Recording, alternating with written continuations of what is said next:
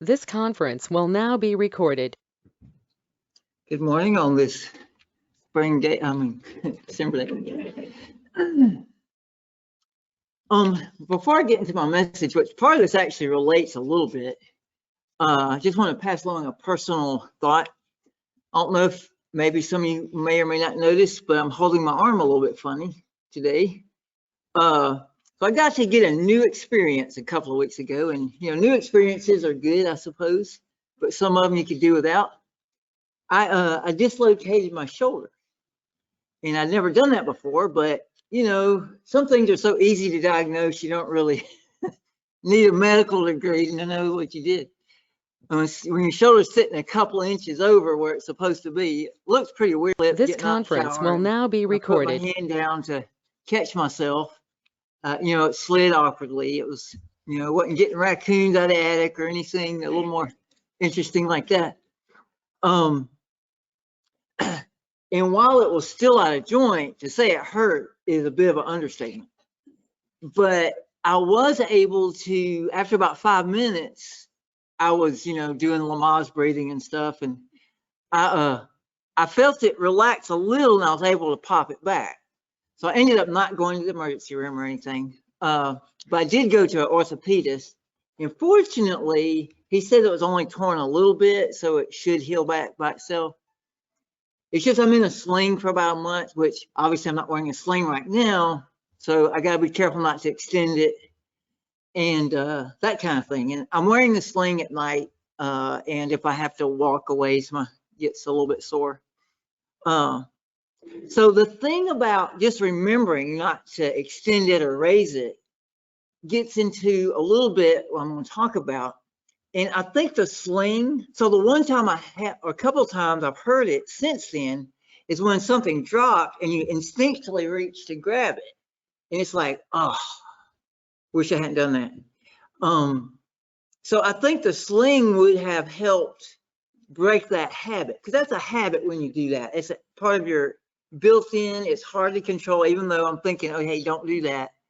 I think it would have, so maybe that's one reason I should wear it more, but I haven't, done that too much. And so the whole episode gave me a little more appreciation for Jacob when he was wrestling with God and he had his hip dislocated. I've heard that's like the most painful joint you can, I don't know, but I've heard it's extra painful. And he must have been one tough guy to keep on hanging on with that. But one thing I noticed about, I reread that little passage since I knew I was going to talk about it a little bit. It said he walked with a limp that next day, and I'm sure well after that, but I had never noticed it said that, and I could definitely see it because it's still quite sore, and it's been 2 weeks, and it wasn't my hip, but I have to keep walking on it. But one thing the commentary I was reading was a little bit interesting, said that, oh, I forgot to start this. It did make it more real to Jacob. He knew it wasn't just a dream. He could feel that he had a real injury. And obviously it was put back or he wouldn't have been walking at all. So it was put back in joint. But so my topic today is about speaking with grace. And so, and before I get into it, this is one of those topics that I'm talking to myself as much as, if not more than just about everybody else. And, it's one of those things people say, well, he's one to talk, but if we never discuss or go over issues that we have no problems with, that really limits the topics we can cover. And if you want a perfect person, you're not going to have any speakers. So, but anyway, we can still examine what the Bible's got to say about stuff and stuff like that. Now, the seed of thought for this message came from from two things. One was when I read over that Habits book I had read recently and gave a message about that. And the other was a verse that was read in the services a couple weeks ago, and that's Colossians 4:6. And so it kind of revolves around Colossians 4:6. And this is the NASB, and I'll just read it. It says, your speech must always be with grace, as though seasoned with salt, so that you will know how you should respond to each person. So this is where I'm getting the title, your speech must be with grace. Reading through, online, you can see all English translations of this verse, and some of the paraphrase versions leave out the word always, but almost all of the more traditional translations have it. And looking it up in the interlinear, the word always is part of the Greek. So, and to me, it really is an integral part of that verse. You may kind of read over it first, but when it says always have your speech with grace, to me, that gets into the realm of making it a habit. And so let me re-paraphrase it with that thought about habits. And so this is Colossians 4:6 in the DRL translation. Make it your habit to speak with grace, so that when you have a need to answer someone, you will naturally and out of habit answer them gracefully. So, and then if you look at the context of that verse, it actually doesn't help a whole lot, but I'll read it anyway. So this is the NIV. So this is verse 1. Masters, provide your slaves with what is right and fair, because you also have a master in heaven. Verse 2 is devote yourselves to prayer, be watchful and thankful. 3 is pray for us too. 4 is pray that I may proclaim it clearly. And verse 5 may or may not relate. It goes, be wise in the way you act toward outsiders, make the most of every opportunity, and then let your conversation be with grace. So here Paul is just giving a miscellaneous advice, counsel. Verse 5 may relate to where the seasoned with grace, the answering you're doing is to outsiders. And so that's very possible. It does say to everyone, though. It doesn't just say only outsiders. So it seems to me that Paul's point with verse 6 is how to answer outsiders or anyone, including our family. Now, there's a famous phrase, familiarity breeds contempt. And one thing about speaking graciously, it is more difficult to keep it up in the long run, especially with those who are the closest to you, your family, friends, co-workers, things like that. However, as Christians, we need to strive to fight against that natural tendency that's just part of human nature. So, what exactly is speech that's full of grace? Well, for one thing, it's kind of obvious. You almost don't have to explain it, but I thought I'd do that anyway. And just go through the verses that the Bible itself would give you clues as to what that would be. Now, the verse on the bulletin is what I'm going to call a counterexample, and the Bible is chock full of things that are obviously not great, full of grace. Gossiping, I mean, the list goes on and on. So for the most part, I'm not going to go over the counterexamples, but I'm going to mostly concentrate on the positive examples. Now, but here are several verses I'll start off with that show a counterexample of gracious speech with example of what I would say is gracious speech. So starting with Ephesians 4:24, and it says 25, so I'm not sure, must be 25. Therefore, you must put off falsehood, a counterexample, and speak truthfully to your neighbor, for we are all members of one body. Ephesians 4:29 says, let no unwholesome word proceed from your mouth, but only such a word as is good for edification according to the need of the moment, so that it will give grace to those who hear. Ephesians 5:4, and there must be no filthiness and silly talk or coarse jesting, which are not fitting, the counterexample, but rather giving of thanks. And the NIV on that same verse says, there should be no obscenity, foolish talk, or coarse joking, which are out of place, but rather thanksgiving. So coarse jesting are things like dirty jokes or jokes made at the expense of others.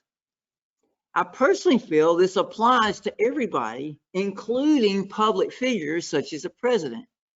And I know that may be hard for some people not to do, but I feel like it's showing disrespect in violating this particular verse. So James 3:9, with it we bless, speaking of the tongue, we bless our Lord and Father, and with it we curse men who have been made in the likeness of God. From the same mouth, blessings and cursing.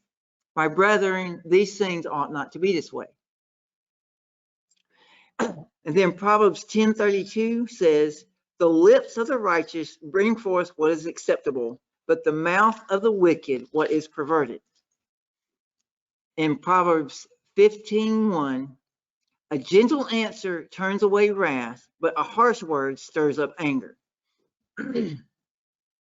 So there, that's contrasting a number of cases of ungracious speech with speech that has grace. Now here's some examples that are just positive. Ephesians 4, which has a lot of good advice, and verse 1 says, as a prisoner for the Lord, then I urge you to live your life worthy of the calling you have received.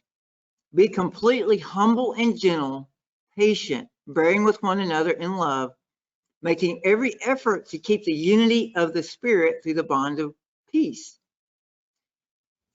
That's not directly talking about speech, but speech would be wound up in that quite a bit. You're humble and gentle. A lot of that would come through your speech. In verse 15 of the same chapter, instead, speaking the truth in love, we grow to become in every respect the mature body of him who is the head, that is Christ. And then down on verse 32, be kind and compassionate to one another, forgiving each other, just as Jesus, God, forgave you. Christ, God, forgave you. James 2:12. So speak and so act as those who are judged by the law of liberty. Timothy 1:4. 1 Timothy verse 4 and 12. Let no one look down on your youthfulness, but rather in speech, conduct, love, faith, and purity, show yourself an example of those who believe. Hebrews 13:15. Through him, then, let us continually offer up a sacrifice of praise to God, that is the fruit of lips that give thanks to him, to his name. 1 Peter 2:9. But you are a chosen race, a royal priesthood, a holy nation, a people for God's own possession, so that you may proclaim the excellencies of him who has called you out of darkness into his marvelous light. And then Proverbs 15:23, a man has joy by the answer of his mouth, and a word spoken in due season, how good it is. Proverbs 16:24, pleasant words are a honeycomb, sweet to the soul and healing to the bones. Proverbs 12:25, anxiety in a man's heart weighs it down, but a good word makes it glad. And then James 1:19, this you know, my beloved brethren, but everyone must be quick to hear, slow to speak, and slow to anger. So those are what I would call purely positive, a little basic, I guess, but that's examples of what is talked about when it said your speech full of grace. So sometimes negative things need to be said. Everything in life isn't all roses, and sometimes you have to communicate a negative thought. And so here's a couple of verses about that, but still leaving your speech full of grace. Psalms 141, verse 5. Let the righteous smite me in kindness and reprove me. It is oil upon the head. Do not let my head refuse it, for still my prayer is against their wicked deeds. This is talking about a man accepting correction from somebody who maybe has got their own problems. But Proverbs, so this is kind of a two-part equation here. Proverbs 25:11, like apples of gold in settings of silver, is a word spoken in right circumstances. Like an earring of gold and an ornament of fine gold is a wise reprover to a listening ear. So the last part of the verse talks about a wise reprover. Don't say that word every day. Someone who's giving instruction or correction, but it's doing it in a wise way and to a listening ear. If you don't have both of those, then it's not going to be like an earring of gold. You may still have to say it if it's an unlistening ear, but it's not going to be the earring of gold that this verse is talking about. So when we say we need to speak with grace, it's kind of obvious what that means, but here's some of the bullet points of those verses I just read. They include speaking truthfully in love, encouraging and building up others. It has the absence of counter examples such as coarse jesting.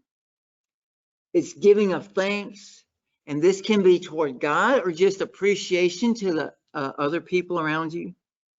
It's being humble and kind. It's being compassionate and gentle, giving blessings, giving a gentle answer that can diffuse a tense situation, proclaiming the excellencies of God, healing words, giving forgiveness, and reproof, giving in a wise way, are all those examples that I read. So the main point I want to make is this. Colossians 4:6 says your speech must always be with grace. This means we have to make it a habit. And that means at all times, even when no one else is around, or it's just you and your mate. So I've got three things why it needs to be at all times.